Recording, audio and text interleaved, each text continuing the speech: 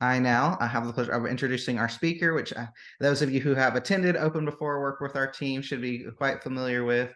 Dr. Lofwall is with us today, and she is the professor of behavioral science and psychiatry at UK's College of Medicine in the Center on Drug and Alcohol Research. Dr. Lofwall is also the medical director of the First Bridge Clinic, which provides comprehensive outpatient opioid use disorder treatment to patients discharging from emergency rooms and inpatient medical surgical services. So welcome back, Dr. Lofwall. Thank you. So Chris is helping me with my slides today because I have a new laptop, and so I couldn't get everything registered correctly. So thanks in advance to Chris.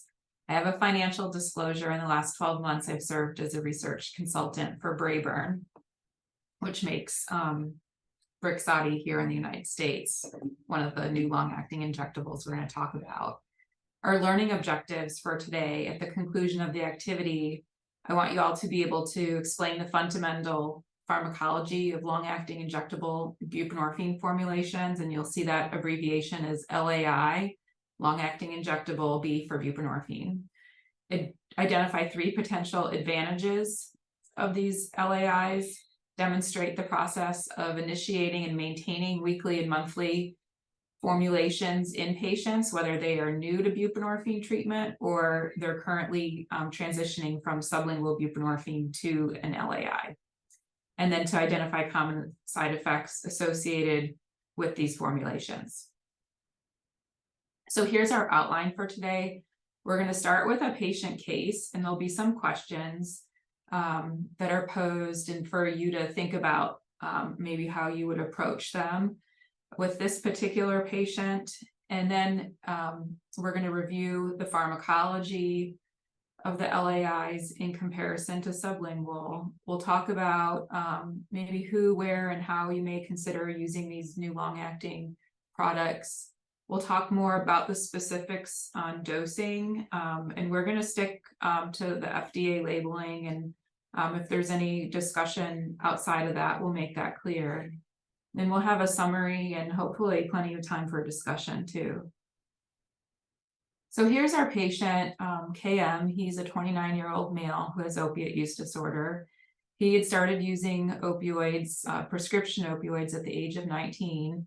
He has been on treatment now for 4 months, maintaining on sublingual buprenorphine naloxone at a dose of 16 milligrams a day. He's using the film product. He has tested negative for illicit opioids by urine testing for the last 2 months. He's currently attending weekly visits. Some of these visits are by telemedicine, which he's really enjoyed. And he sees an addiction medicine boarded physician, and he has some separate therapy appointments. His past medical history is significant also for tobacco use disorder. He's not allergic to anything. So he's really been doing well. He's denying any significant cravings for opioids. He's not showing any signs of withdrawal, is not experiencing any, really not struggling with depression or anxiety. Initially with, starting treatment, had some depressive and anxiety symptoms, but those soon dissipated within a month of stabilizing on the medication. He has, he is frustrated with weekly visits. He tells you about, just doesn't feel like he needs to come that often. He doesn't enjoy going to the pharmacy, and he does have some copays. He, part of the frustration with the weekly visits is because he always has to try to figure out his transportation. He doesn't own his own car. And so he often is paying for an Uber and, asking you and other staff if there's any chance that when he's going to be able to have less frequent appointments. No side effects from the medication. He does have naloxone that he received at the clinic, and his girlfriend also was trained on how to use it. His social history: he graduated high school, he's done half a semester of college and then quit, didn't feel like it was for him. Denies any learning disabilities, single, he lives with his girlfriend, no children, and he works as a painter. So, his smoking of tobacco has been going on for 15 years, really never had a significant problem with alcohol, benzos. He has tried cocaine and hallucinogens he used a few times in his 20s. In terms of smoking marijuana, that started in high school. He uses some now occasionally, some methamphetamine use. He was testing positive for methamphetamine regularly at the start of treatment, but he's been negative for that for the last 2 months. And you can see a timeline here as well of just what his course has been like with regards to using opioids. So starting, using orally prescription opioid oxycodone at the age of 17. By 19, he had switched over to heroin and was injecting it. He was unable to obtain oxycodone. At age 22, he did enter into an outpatient treatment, received buprenorphine naloxone underneath the tongue, but stopped, he says, because he just really wasn't ready, in his own words. 3 years later, he had his first opioid overdose. He was administered naloxone, went to the hospital, was released the same day. And within that week, he signed himself into a facility for withdrawal management. And that led to his longest period of sobriety, eight months, during which he attended a residential treatment facility for 90 days, followed by sober living for a month. But he then returned to use 2 months after a breakup with his girlfriend. He's never used methadone. His girlfriend of 9 months is also in remission from opiate use disorder and has maintained sobriety for 2 years. She has encouraged him. She's a big part of him coming into treatment for this current episode. And she's very supportive of him being in treatment and on medication for as long as he needs. His family history, his brother also has opiate use disorder and he is in treatment. His father has a history of alcohol use disorder. There's no past psychiatric history. Vitals look good. Labs, he's had, complete blood count, a complete metabolic panel. Those were normal. He was tested for hepatitis A, B, and C. Luckily, he was negative. HIV was also negative. He's up to date on his vaccines. And so the question we want to consider is, he's on 16 milligrams a day. And so should we consider talking to him some about, the option of going to a long-acting buprenorphine product? Do we think that this may address some of his complaints? He doesn't like going to the pharmacy, doesn't want to come weekly. And if you're thinking about this, is there one that you would particularly favor, weekly or monthly, or how would you explain the differences to him, since we have 3 different formulations of the LAIs now? Okay, so this is a complicated table. So we have animated it. So we're going to go row by row. And this is basic pharmacology. So we have the basic pharmacology. It's all basically in the FDA labeling. So when a medication gets approved by the Food and Drug Administration, they have to tell all the providers in the FDA package insert about the pharmacokinetics. So you're going to see things like half-life and peak serum concentration after a single dose, and as well as just the clinical indication. So in our top row in dark purple, we're going to always talk about Sublocade, which is the brand name for the monthly injection that first came to market in the United States. And when it was under investigation, it was called RBP 6000. So for the rest of this talk, I'm going to refer to this product as RBP 6000. The next column is weekly and monthly injectable, that the brand name is Buvidal and Brixadi. And when it was under investigation, it was called CAM 2038. So I'm going to talk about that as CAM 2038. And it's called, the brand name is Brixadi in the United States, Buvidal in Australia and Europe and outside the US. And then the last column that you all already know about and that we've been talking about for a long time in KY Open is the sublingual tablet or film brand name Suboxone. So the FDA indication is similar, but I just put in the words here so you would see that there's subtle differences. RBP 6000, the indication is for people who have moderate to severe opiate use disorder. So this is our DSM-5 criteria, who are tolerating sublingual buprenorphine at a dose between 8 and 24 milligrams a day for at least 7 days before they start this injection. Counseling and psychological support should be part of the treatment plan. Okay, For CAM 2038, moderate to severe opiate use disorder after a single sublingual dose, or already on buprenorphine. Counseling and psychological support should be part of the treatment plan. And then for our sublingual product, maintenance treatment of opiate dependence. So it says opiate dependence because here it's talking about DSM-4. So because it was approved years and years ago, before DSM-5 came out, but also mentions the importance of counseling as part of the treatment plan. Okay, so now this is our next column. This is when we're starting to get into some pharmacology. Concentration, that's what C means. ABG abbreviation is average. So this is the average concentration of buprenorphine at steady state. Steady state is always 5 half-lives. So you can see the 2 different doses of RBP 6000. There's 2 dose options, 100 milligrams and 300 milligrams monthly, that you see. Those are the concentrations there, just under 3 and over, little over 6. For the weekly and the monthly CAM 2038, you can see the dose options for the weekly and the dose options for the monthly, and you can see their steady state concentrations. So one thing you'll notice is that the 300 is the highest concentration that we have of all the buprenorphine products. And on our far column with the sublingual, you're going to see that this is the 8 milligram and the 24 milligrams. You see those doses there.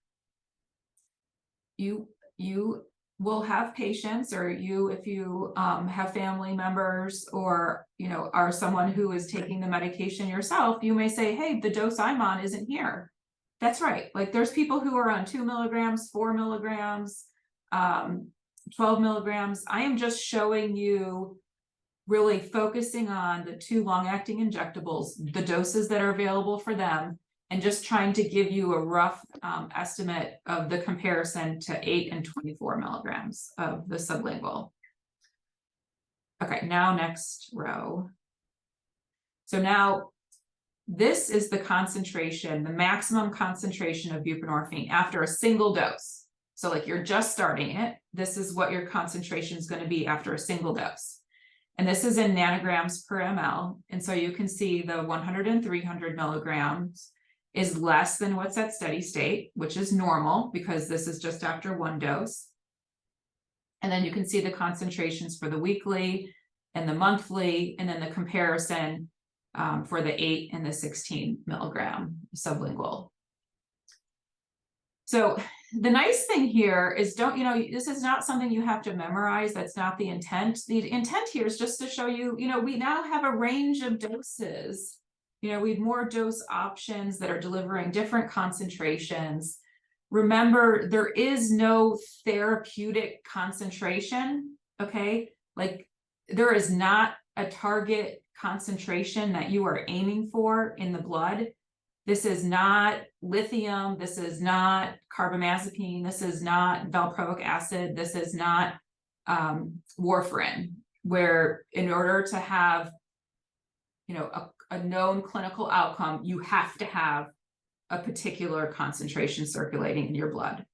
We determine the milligrams to give people based upon each individual and their clinical response, not on the concentration. So we have therapeutic dosing. We don't have therapeutic concentration. So I always just like to make that super clear. So our next column here, we have time to peak. So the time to that maximum concentration, and then the terminal half-life. So the time to peak is about 24 hours for RBP 6000, and for the weekly, it's within 6 to 10 hours for the monthly, and it's within usually 1 to 2 hours for the sublingual. This is important because the time to peak can be associated with side effects. So one side effect you would be thinking about maybe would be someone's going to get drowsy, right? So if you're giving the injection, either the weekly CAM 2038 or the monthly RBP 6000, the peak sedation is going to be about 24 hours after you give the dose. So if you're giving the dose in your office and then the next day, maybe you're then aware that that's when they would have the peak amount of potential for sedation. The terminal half-life is long for RBP 6000. It's 43 to 60 days, expected to be long, right? Because you only have to give it monthly. You can see for the other CAM 2038 monthly, it is also long. It's 19 to 26 days, but not as long as RBP 6000. And then the weekly, the terminal half-life is 3 to 5 days. And for sublingual, it's between 24 to 42 hours.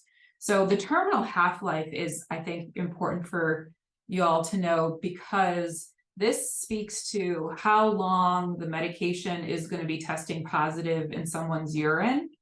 And so in the FDA labeling for Sublocade, it states that there have been people who are testing positive for the medication even a year after receiving their last injection. So if someone is involved in the criminal legal system and might have urine drug testing that's done, it's important that if you're the clinician treating this patient, that you educate this patient about it, and maybe it becomes part of some education of the probation and parole, so that there's no assumptions made that the person is using buprenorphine off the street. It could really be just the medication that was given many, many months ago. That was the injection. So that's one thing that is important clinically to realize for the meaning of the terminal half-life. Anytime you're giving an injection, there's a solvent. And so the solvent is NMP, which stands for N-methyl-2-pyrrolidone, maybe mispronouncing that, in both monthly products. A little bit more of it in RBP 6000 than CAM 2038. NMP in animal studies has been associated with abnormal fetal development.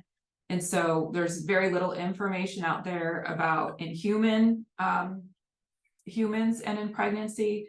However, there is an ongoing trial going on in pregnancy right now using the long-acting injectable, and the FDA preferred for that study to use the weekly product that contains ethanol as the solvent. You may think, oh no, ethanol, right? Like you never want to be using any alcohol in pregnancy.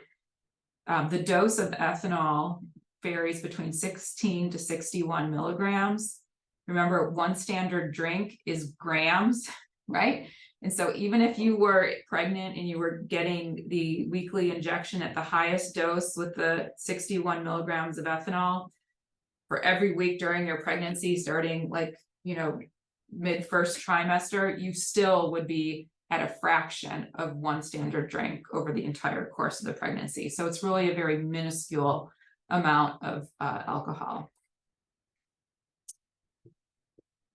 And I will say that Marion Coe was a postdoc with us several years ago, and she published a review paper that has a very nice table that shows all the products and even more of the sublingual concentrations of different doses and even of the different generic products, if you're curious to get deeper into the pharmacokinetics. It's a good review paper. And of course, the FDA package inserts for each product also always have an incredible amount of pharmacology that's really quite helpful too. So, I always am thinking about the clinical meaning of pharmacology. And so we talked about it a little bit as we just went through the implications of time to peak concentration. The first time this person is getting the injection, if they're really worried about side effects, you would be thinking about, well, what's the time to peak? That's when peak side effects potentially are going to be occurring, like for side effects like sedation or headache. Is the person really anxious? Just asking them a little bit why. Sometimes I'll hear from patients, well, it's not going to work. I've heard, it's some patients will know things about half-life and they'll think, well, if I can't reach steady state, until 6 months, I'm going to need extra sublingual this whole time because I'm not going to be at steady state. And I say, no. Let's look at this. If you really want to see the numbers, you can even pull out the FDA labeling because they'll have figures in there too, that your concentrations are actually really, really high, right? Like well over what you get with, the daily medication of 8 and 16. So yes, it's correct that it's going to be a while before you're at steady state, but that doesn't mean that right away you're not going to be feeling sick. That's not the case at all. Your concentrations come up and then they kind of are going down very slowly. But for many of the doses that I showed you in that last slide, your peak, your Cmax is higher than what it ever is, even for the daily sublingual ones at steady state. So it's the medications were tested without the need to give additional sublingual on top of them. FDA's required those studies really not to be giving sublingual and injectable on top of one another. So I think that's important for you all to know too. So the implication of the long half-life, is really important for you to figure out and to know for your patients if they have mandatory drug screening or testing anywhere, because if they drop out of treatment or don't return for the next injection, I think it's important to let your patient know that the medication that they receive can be hanging around for a long time. So that way, if they need to come back and get a letter from you or anything about that you can be an advocate so that they don't get penalized for testing positive for receiving a medically indicated medication. And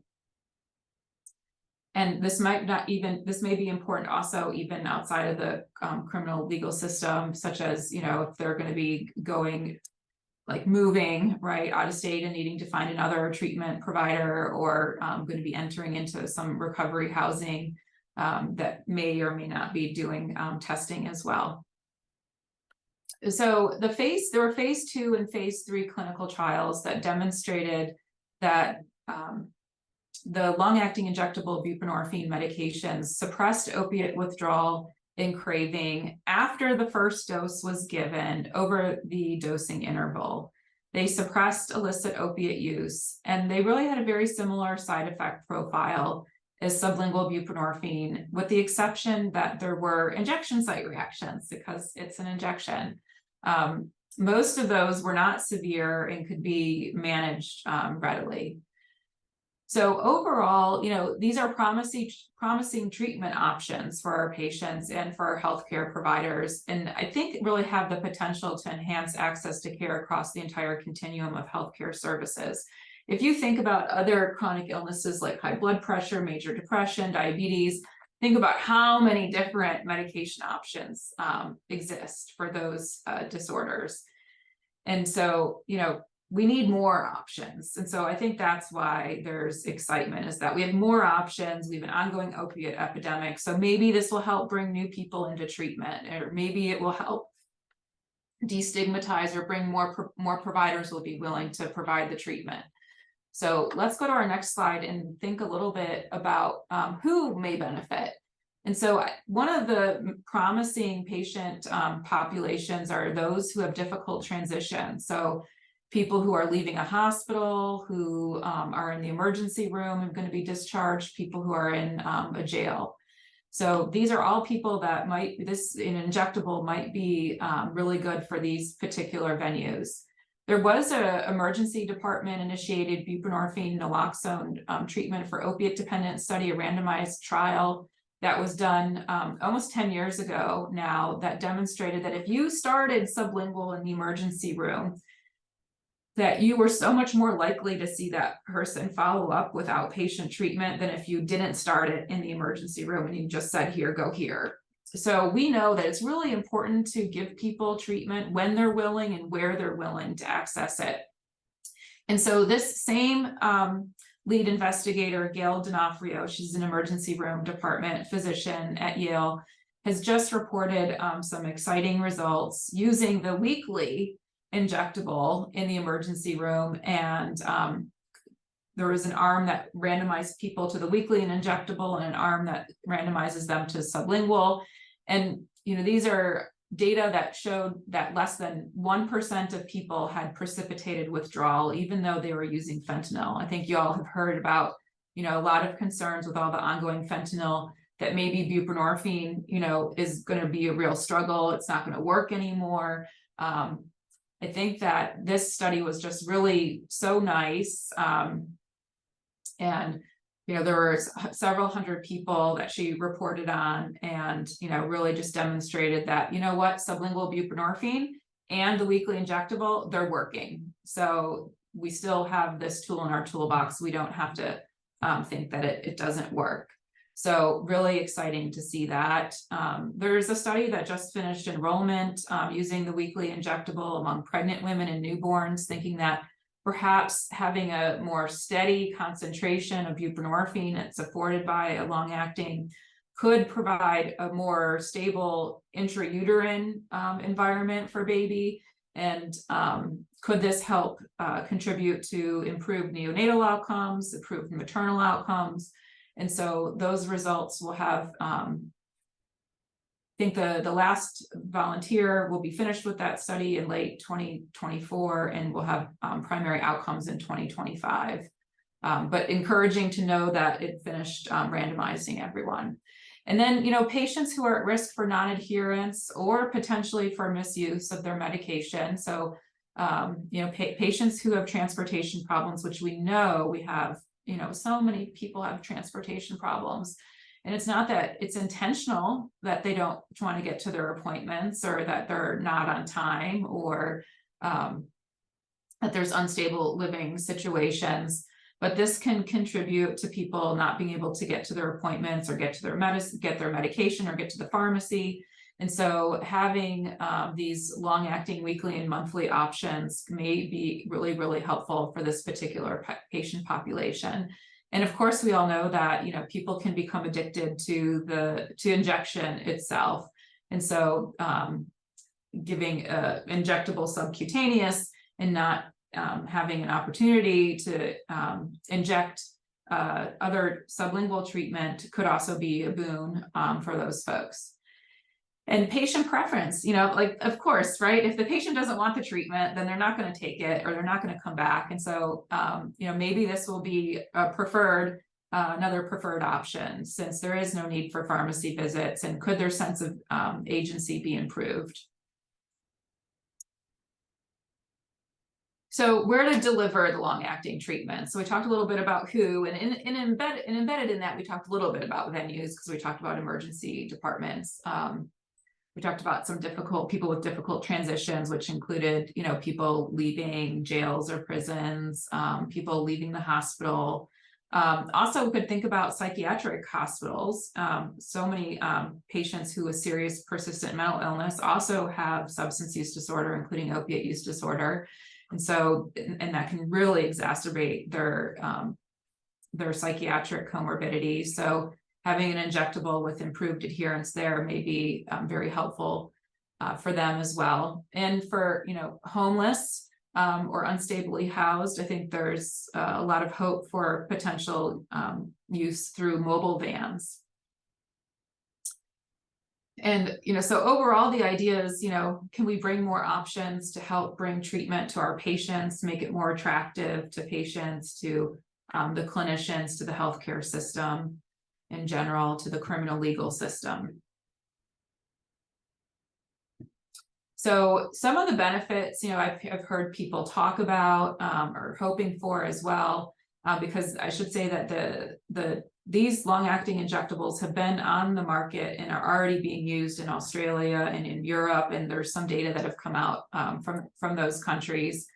Some of the things that we hear about, from a provider's perspective, with your patient that when you've given it, that they have their medication for that period of time, whether it's a week or a month. So if you're concerned that they were going to be getting picked up on an old warrant and jailed, and that most of your jails and where you work or where your patients live really don't provide access to medication treatment, then this can be, a relief, frankly. For patients, they sometimes will say that, it's just nice to know that they have something that's long acting. It's not like if they miss an appointment and they're going to be a week late, that they're going to be in acute withdrawal, because the long acting is much more slow rate of decrease compared to a daily, where there's a peak and a trough of the concentration going up every day. There's also just, there's no more daily decision, right? Ambivalence is common among all of us with many different aspects of our life. And it's no different for people who have an opiate use disorder, that there's ambivalence sometimes about taking medication every day. And we see that non-adherence is a huge problem for diabetes and insulin treatments as well. So just the improved adherence, there's no more daily decision. It's just a decision once a week or once a month. And a steady concentration can sometimes, people will have told me who have been on the monthly product that they just feel more normal, and that they didn't even realize when they had been on a daily that there was a little bit of a change. Like they can speak to the fact that when they would wake up in the morning, that they always would know they would need to take their medicine. But now when they wake up in the morning, they just feel the same as they did the whole rest of the previous day. And so, and some have mentioned that they like getting out of the kind of hand to mouth habit of taking a medicine each day. So they feel like there's an additional improvement in their recovery. Some people didn't feel treated well sometimes at pharmacies, so they just enjoyed not having to go to the pharmacies anymore. And so just there was an overall sense of less stigma, and they may be particularly helpful too. I was just thinking, hearing about, earthquakes in other countries, and how, sometimes in treatment systems where there is a very heavy requirement of daily dosing, or very limited amount of doses that are allowed to go home with people, aren't these monthly injectables something that we should consider for public health disasters, trying to provide that so that people don't miss their treatment because of, flooding or some other disaster or crisis. Distribution and storage is different with long acting compared to sublingual. So while it's a DEA Schedule 3, just like transmucosal buprenorphine formulations, you are never giving the prescription to the patient to go pick up the injectable at a pharmacy. The FDA requires a closed distribution system that eliminates patients from possessing the medicine. And that's because there could be possible death if a patient injected one of the long-acting Really bad. products. The medications should never be in the hands of the patient, because what happens is that it would become hardened in a vein or an artery, forming like a thrombus, and then pieces of it could flick off, and that we call those emboli, and that could cause, a stroke. It could cause a death. So never in the hands of the patient. So where do you get it then? So there are specialty pharmacies or providers who want to stock and dispense. They can go through the process to become REMS certified for either of the products or for both. And providers who only want to receive the product from a specialty pharmacy and give it to patients, they do not need to go through the REMS certification process, but they do need to store it in a DEA compliant manner. They must document the chain of custody, keep strict record keeping, like with the lot expiration, NDC, date received, administered, and keep it locked in a locked room. So RBP 6000 requires refrigeration, so you're going to need to keep it locked in the refrigerator. CAM 2038 is required to stay at room temperature, so it just needs to be locked in a cabinet that's not refrigerated. So obtaining it, so I talked just a little bit about it, this trying just to show it a little bit differently.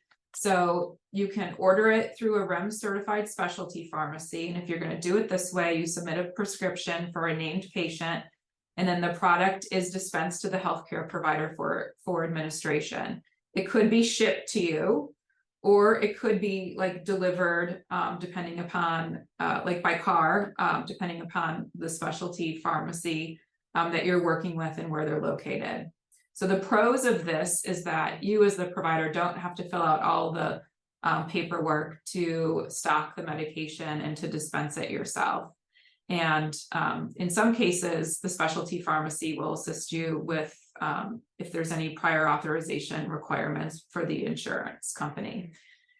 The cons of this approach is that you do have to coordinate delivery with the patient appointment. And so sometimes that can be difficult, but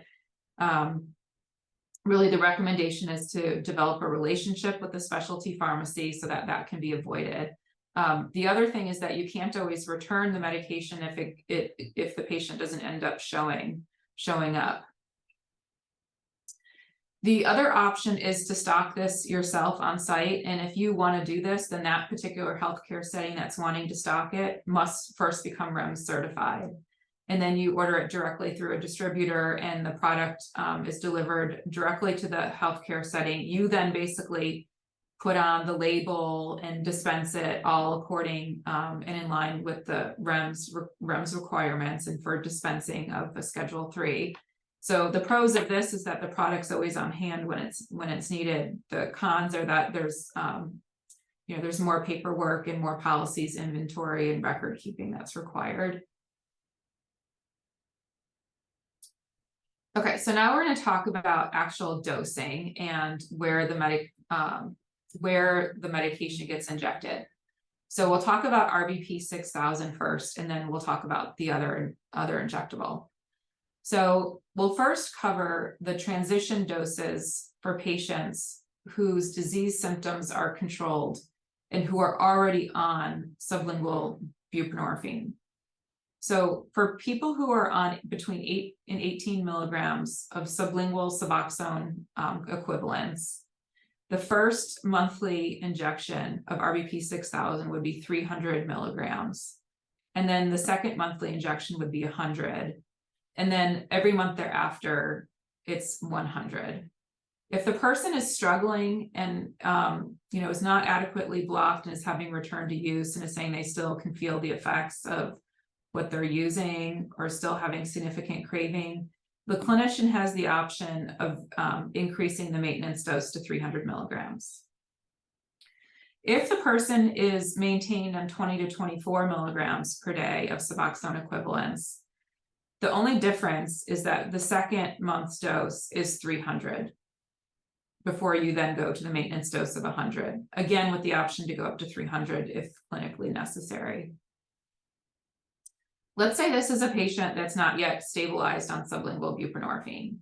This is a patient that is, let's say they're using fentanyl or heroin or a combination, and they want to get onto this monthly product. Then what you would want to do is first get them onto sublingual buprenorphine and get them up to at least a dose of at least 8 milligrams to make sure they tolerate it for 7 days.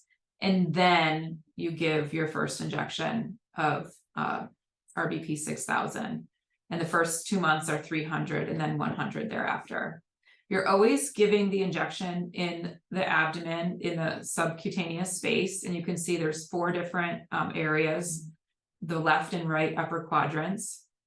If someone, let's say, is due to get their injection their month 2 injection 28 days after their first one, and they call and they say, gosh, I'm stuck, I've had a flight delay, I'm still at work and a different state, there's no way I'm going to get in time. It's okay to have a delay in up to 2 weeks. The FDA label states this. It's not expected to have a negative effect. The person is not expected to go into significant withdrawal with a delay of up to 2 weeks. If you proactively, someone is traveling and is going to miss, their monthly dose, you could, let's say they are already on a maintenance dose of 100 milligrams and they're going to be traveling, you could consider giving them a dose of 300 milligrams to cover them for 2 months. That is also included in the FDA label. Okay, so we'll go to the next slide then. So now we're going to talk about the weekly and monthly, and we'll start again with people who are transitioning and are stable. If they are on the equivalent of less than or equal to 6 milligrams a day, there is a weekly dose, 8 milligrams, that would be equivalent to that, and that's where you would that's where you would start. There is no monthly equivalent less than 6 milligrams a day. If they're on 8 to 10, then the weekly product would be 16 milligrams and the monthly would be 64 that you would transition them to. If they're on 12 to 16, they would be transitioned to either 24 or 96. If they're on 18 to 24, then their transition dose would be 32 or 128. So if they are new to buprenorphine, then the recommendation is that, so let's say they're using heroin, fentanyl, is that they come in a little bit of withdrawal. You give them 4 milligrams of buprenorphine naloxone. As long as they tolerate it, you go ahead then in the same day, give them a 16 milligram injection. And then you have the option, if they, say that they're not doing well or they feel like they're still in withdrawal, you can go ahead and you can use that 8 milligram weekly injection to give them another a second injection that same week. So like, let's say day 1, you gave 16 milligram injection. On day 3, you could give 8. And then on day 7, when, the next weekly would be due, you would total up the 18 plus 6, the 2 injections you gave, or sorry, 16 plus 8, and you would just go ahead and give 24. So that 8 milligram weekly dose is really there to help you titrate your doses up. So that way you don't have to give supplemental sublingual on top. The other thing, sorry, just go back one time. So these are the injection sites for both the weekly and the monthly. So you can see, you can go in the abdomen, but you can also go in the thigh, in the buttock, and the upper arm. For the weekly dose, the upper arm has about 10% less absorption. So the recommendation is not to inject in the arm until you've given four weekly doses that you're at steady state, and then you can go to the arm. So just give it in the belly, thigh, or butt if you're using the weekly. This is not an issue with the monthly. You can go ahead and give the monthly in the arm. Okay, so now we're going to talk about proper injection technique. It's really important it goes in the right space. This is subcutaneous, and each of the products are a little bit different. There's a little bit of a different injection technique. So CAM 2038 is going to have a 23 gauge half-inch needle. RBP 6000 is going to be a 19 gauge 5/8 inch needle. So let's review the technique for CAM 2038 first. It's the same technique for the weekly and the monthly too for CAM. So it's going to come, in a package to you with everything that you need, with the syringe, and then it has this plunger that you're going to screw in clockwise. And so you can see before you're screwing it in, then after. Then you're going to uncap the needle cap. You're going to have washed your hands already, put on your gloves. You're going to figure out where you're going to give the injection. You can let the patient have the choice of where it's going to go. And you're going to lift up the skin with your gloved hand. You're going to take the injection, hold it, the syringe by the sides, and you're going to put it in to the skin at a 90-degree angle, because this is a short needle. Remember, it's just half an inch. Okay, so you're putting it at a 90-degree angle. You're going to push down on the plunger, because you have it now against the skin, and hold it there for 2 seconds. 1, 2, and then you're going to lift it out, keeping your finger down on the plunger as you come out of the skin. Let go of the skin. And then let your thumb come off of the plunger, and the needle will automatically retract up. And then you'll dispose of the needle. There shouldn't be blood, but you can always, just put a little Band-Aid on if you want. And I should say that you should clean the area with an alcohol swab also before you give the injection. Okay, so now we're going to go through RBP 6000. So you're going to have washed your hands, put your gloves on. You're going to screw the needle into the syringe. And so both of the syringes for both products are already going to have the medication in it. You're going to then uncap. You're going to pick up the skin. You can let the patient choose which quadrant that you're injecting in. And you're going to inject at a 45-degree angle, because this is a longer needle. This is 5/8 inches. Okay, so just notice you have a different injection angle that's recommended. Okay, and then you would push down. I like to count to 2 seconds for this one also. And then bring it out, dispose in your sharps container. You can put a little Band-Aid on that too. Okay. The side effects in that are listed in the FDA labels for both. So FDA always lists common side effects that they define usually as greater than 5%. They're similar, but they're a little bit different. Both have constipation, both have headache, both have nausea. These are very common even with sublingual buprenorphine too. Injection site pain and itching, which is pruritus, that occurs for both. There's some erythema, insomnia, and urinary tract infection for CAM 2038. And for RBP 6000, vomiting, increased hepatic enzymes, and fatigue. So you might want to make sure you get some baseline AST, ALT if you haven't already, particularly if you're using the RBP 6000. I usually get baseline LFTs in all of my patients with opiate use disorder just because there's such a high risk of hep C and all that. Okay. So using in specific populations. So pregnancy, there's no black box warning. There's no contraindication to using in pregnancy. But you do want to consider the excipients and solvents that are in the long-acting formulation. So just remember that because the solvent NMP is in both monthly products, if you're going to use this, you really need to advise of the risks and consider the risk-benefit ratio on a case-by-case basis, because NMP has been associated in preclinical animal studies to adversely affect fetal development. There's a very low dose of ethanol, remember, that we talked about. It's like, even if you gave it throughout all of pregnancy, the total ethanol exposure is less than a fraction of one standard drink. And so that is what is just being studied now in a large NIH-funded clinical trial. In terms of lactation, I just wanted to make sure you all know that there is a free database that's all about lactation. It's called LactMed. Generally, the advice is to advise to monitor the infant for drowsiness and respiratory depression, but it's, breastfeeding is one of the most natural things to do. And so breastfeeding is very highly recommended for women with opiate use disorder and their baby. We don't know much about the concentrations in breast milk and absorption in the infant of the solvent NMP, but NMP is very fast in and out. And so you could always think about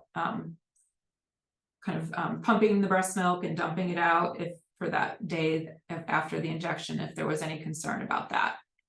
Fertility, chronic opioids therapies are known to reduce fertility. This is all things from the FDA labeling as well. In geriatric patients, you can monitor these patients for sedation or respiratory depression.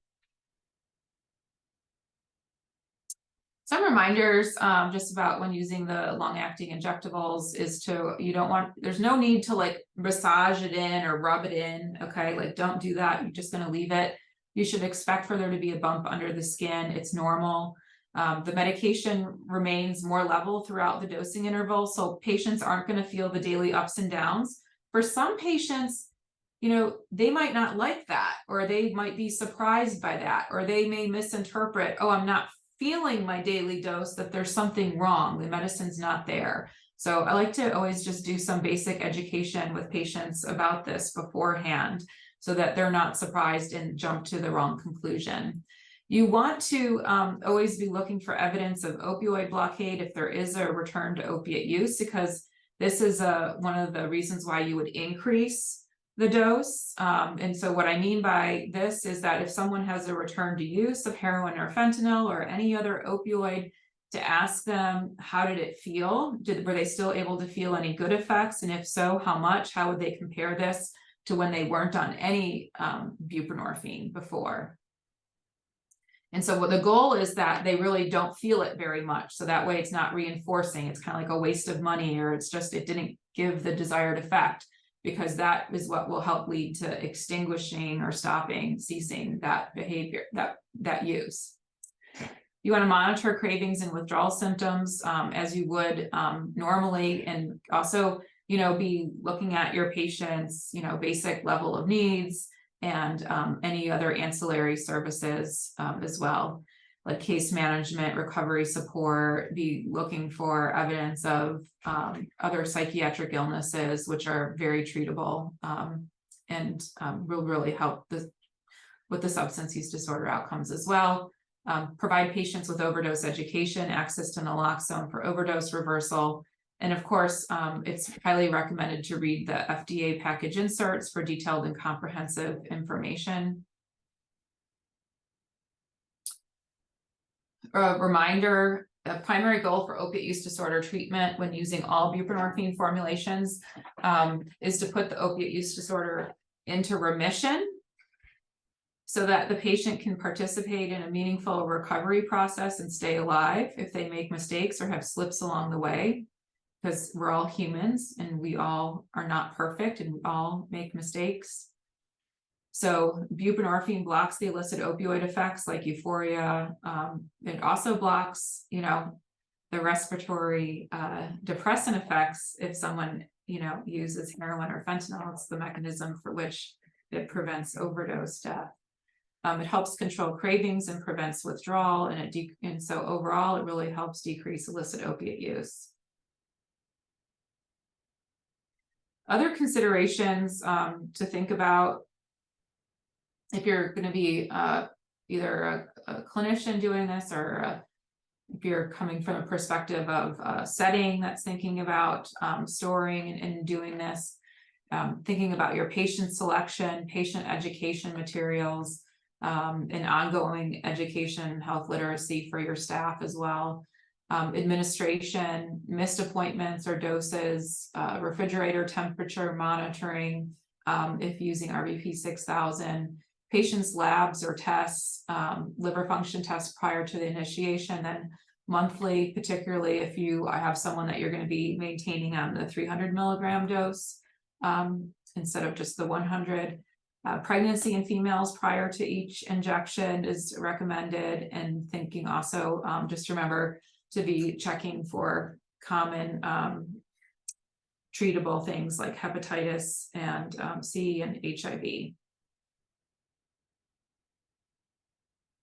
So if we go back to our case then about KM, is he a candidate for long-acting buprenorphine? Remember, he's 29 years old. He's got the diagnosis of opiate use disorder. He's been doing well on 16 milligrams. His labs are normal. He really doesn't like the weekly trips to the pharmacy. He feels like counseling is helpful, and he attends some online group meetings, but he, would like to do the counseling with the clinic by telemedicine and come less often to the clinic. And so the question is, what do you think? What do you want to do? So maybe you can just put into the chat if you think that he that we should offer him the option of a long-acting injectable. You can just put yes or no, or if you have other comments or questions, you can come off mute too. Okay, great. So y'all think it would be like a good thing to offer, have a conversation with him. And so I think it makes sense, right? So he's, I think, nice to let patients know about new treatment options that are coming on the market, just to let them know. Let's go to our next slide. Okay, I thought that was the end. I just want to make sure. So I think, would you be more open to weekly or monthly, or how would you think about that? And you can come up mute as well. He's been coming weekly.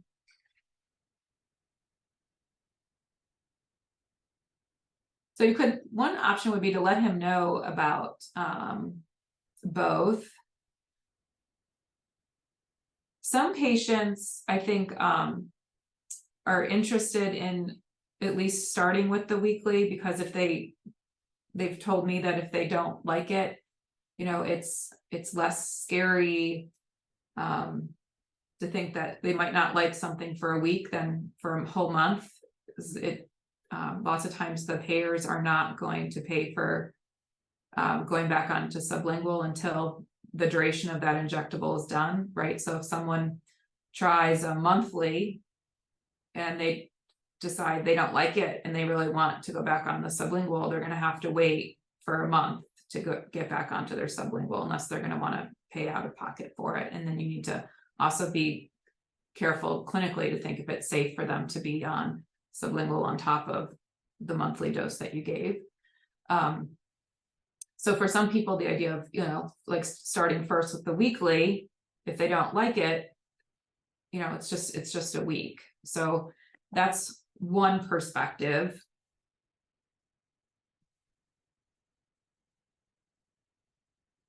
And so someone said that in my agency, many clients aren't compliant with therapy, and holding meds is the only thing that gets them to do their mandatory therapy sessions. So injections would be interesting, right? So I think there is a question out in the field is, if people transition to monthly, but you want them still to be doing therapy, are they going to come for their therapy appointments or their counseling in between still? And if they don't, is that going to have, I think the other, important question to answer is that going to translate into worse outcomes for them? Or how also does that impact the clinic, right? Because I know that there's different considerations, right? Because there's ways that clinics get paid, and so business models may have to change too, particularly if there aren't worse outcomes for patients if they miss some of the therapy appointments. So the I think can you go up in the chat a little bit, Chris? So the nice thing about both of these, RBP 6000 and CAM 2038, is that they're both covered by Medicaid in Kentucky. There's no prior authorization that's required. So insurance coverage is always really important. And so I see that. Thanks, Michael, for bringing that up. Rebecca Gray talks about how, monthly might be really helpful for him because he was talking about transportation being a barrier. So, right. So it could just be really convenient for the patient. And the patient was kind of coming up with his own solution for counseling, saying that he would still like to do it, but could he do it by telemedicine instead? And so I think that's a great solution. So bi-weekly for 6 to 8 weeks, and then monthly. That was Tasha with another suggestion. Yeah, so there's no one right answer here. These are all like different ways to be thinking about it. And so it can be a conversation, and it can be a different, you're going to consider what's really going to be best for the patient and their situation. Okay, so Mike says that he's heard that some individuals who receive RBP 6000 or Sublocade find the impact of the monthly medication wanes in the final days of the treatment period. Is this report common? Has this waning been reported with CAM 2038 during initial studies? So I have heard that as well. I have not really seen it much, but I have heard about it, but I haven't seen it much in our patients in the clinic. But I think it's important to talk to the patients. You can give some injections a little bit earlier. You just need the patient you want to have like a good line of communication, because if you do want to give it earlier, it's sometimes if you're ordering it from outside, there's going to be a delay in getting it. Like, it's not that you're just going to be able to very quickly get it delivered earlier, depending upon who you're getting it from. And has this been reported with Brixadi? So yes, it's happened with Brixadi too, and I think it's really something that can happen with any long-acting injectable product. And so it's, the question that the clinician will have is, what is going on, right? Is this something that's really related to it's an inadequate dose, and so the next dose needs to go up? Is it really instead an issue of something else going on, because we know that there are psychological factors in the environment, and so has there been some sort of change there that is making kind of eliciting craving and withdrawal? But it's a conversation, and you can, like, this is one of the reasons why with CAM 2038 there's a weekly injection that you can, the small 8 milligram one that you can use in between the dosing intervals to try to hold someone. So hopefully that helps. And Jamie Gibson says she works full-time for Voices at 2 clinics that offer Suboxone, Sublocade, and Vivitrol, and has heard mixed reviews about the injection. Some need the psychological act of taking films or tablets daily. Patients tell me that they don't like the injection. It leaves a small knot on their stomach, and they've heard to many patients who get the injection for several months and just tapered off completely and did just great. Yes, so there's a variety of patient experiences. That's very true. And it is very common. It's like, feels like a little BB underneath the skin. So, and then it slowly kind of goes away. And so she then says, it just depends on each individual situation, what their needs are. Yep, great. I have a question. I don't know if it's okay to ask. Of course. I'm just curious, for patients that take other injectable medications, especially subcutaneous. So let's just say, for instance, you do have diabetes and you take insulin and you're injecting in a similar location daily. Are there different, like, would that be something that you need to consider for indications like the RBP 6000 versus the CAM, like, to have a different injection site, or is it okay to inject in those same areas when it's a different injectable medication? So, so there's plenty of like space in the abdomen, right? Like, and so if you're injecting insulin in the abdomen, there's lots of geographic area there. So I think you can find space, but for some patients, they might just want to go into a different location, and they might just, want belly to be for insulin and want to go elsewhere for the other injection. And so that's one possibility, but it's not like a contraindication, like if you're getting one injectable that you can't be on a second injectable. All right, well, it's 12:40, so maybe we can wrap up, and I appreciate everyone making time and coming today. And thank you for sharing all the information. Oh, it looks like I see Mike just put one other question in the chat. Since I'm talking, I'll go ahead and read it. Okay. So you mentioned it being nice to have this additional option for those with OUD. Are there additional options in the works? So there are other injectable forms that are. I don't know of any other injectable forms that are coming down the line. I mean, I would assume that there's companies working on generics of these products, but I'm not familiar with any other injectable buprenorphines at this time that are close to FDA approval. So that actually reminded me, though. Thanks, Mike, for that question. And was thinking of something earlier when you were talking about different options. And so, like, for different other medications, it does seem like there can be differences in effectiveness between formulations. But I'm just curious if there has been like a direct comparison where, for some reason, there was for an individual patient, that. Or if I don't know if there have been any studies where they would actually compare and they would switch someone from one, especially with it being so new, that they would, have tried one injectable and tried another to see if there was a difference in effectiveness. But I'm just curious if that's, if that's something that you would expect to see for this type of medication compared to, some medications for other things where there is a difference in effectiveness between different formulations and options. So, I mean, sometimes people do better on one formulation than another, like that happens in medicine.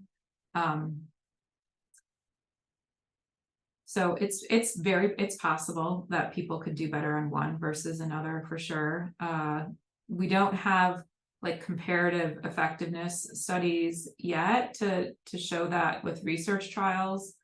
There are, like there are studies that are ongoing. We'll have data in a couple of years. So it takes so long to get the results of the injectables compared to sublingual buprenorphine. So we'll have that. So that will be exciting. Does that answer your question, Chris? It does, yeah, and something to look Okay. forward to see what comes up. And then there's another one in the chat, which I actually hadn't heard. So thanks, Tasha. So it's that there's been some discussion about Ozempic and Wegovy use within substance use. And that just my Yeah, thoughts. yeah. I don't think it's interesting.